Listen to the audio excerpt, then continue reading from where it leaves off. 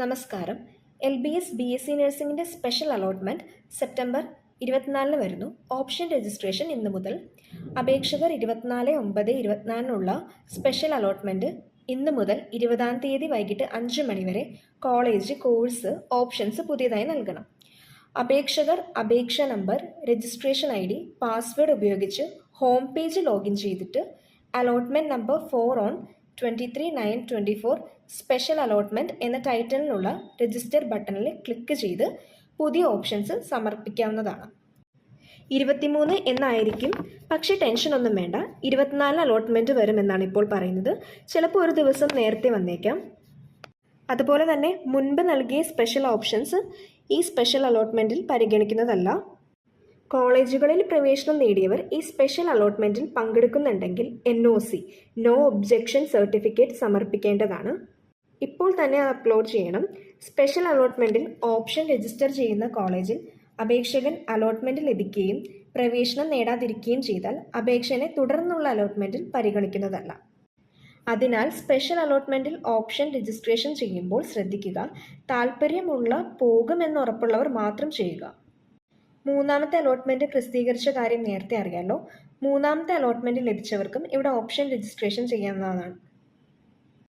പക്ഷേ ഇവിടെ ലഭിക്കുകയാണെങ്കിൽ പിന്നീട് കിട്ടിയ മൂന്നാമത്തെ അലോട്ട്മെൻറ്റ് ക്യാൻസൽ ആകും.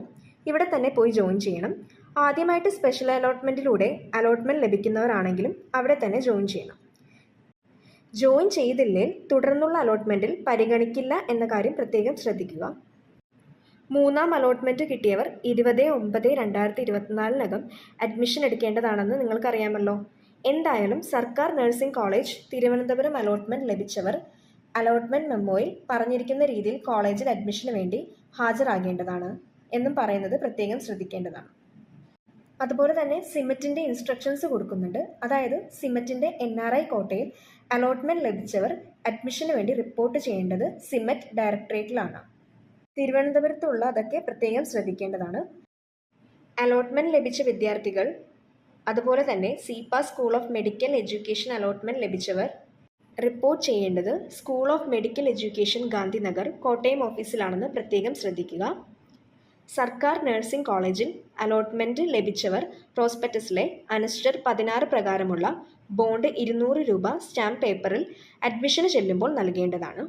എന്തായാലും ഇപ്പോൾ സ്പെഷ്യൽ അലോട്ട്മെൻറ്റിനുള്ള ഓപ്ഷൻ രജിസ്ട്രേഷനാണ്. ഓപ്ഷൻ പുതിയതായി കൊടുത്തവരെ മാത്രം പരിഗണിക്കൂ. കഴിഞ്ഞ ഓപ്ഷൻസ് എല്ലാം ക്യാൻസൽ ആയി കഴിഞ്ഞു. 24-നാണ് സ്പെഷ്യൽ അലോട്ട്മെൻറ്റ് വരുന്നത് എന്നാണ് പറഞ്ഞിരിക്കുന്നത്. എന്തായാലും ഇതുവരെ അലോട്ട്മെൻറ്റ് കിട്ടാത്തവർ നിർബന്ധമായും കൊടുക്കുക. കിട്ടിയവർ മാറണമെന്ന് ആഗ്രഹിക്കുന്നുണ്ടെങ്കിൽ അതിന് അപ്ലൈ ചെയ്യുക. ഇൻസ്ട്രക്ഷൻസ് ശ്രദ്ധിക്കുക. LBSൻ്റെ ഒഫീഷ്യൽ വെബ്സൈറ്റ് എപ്പോഴും ചെക്ക് ചെയ്തുകൊണ്ടിരിക്കുക.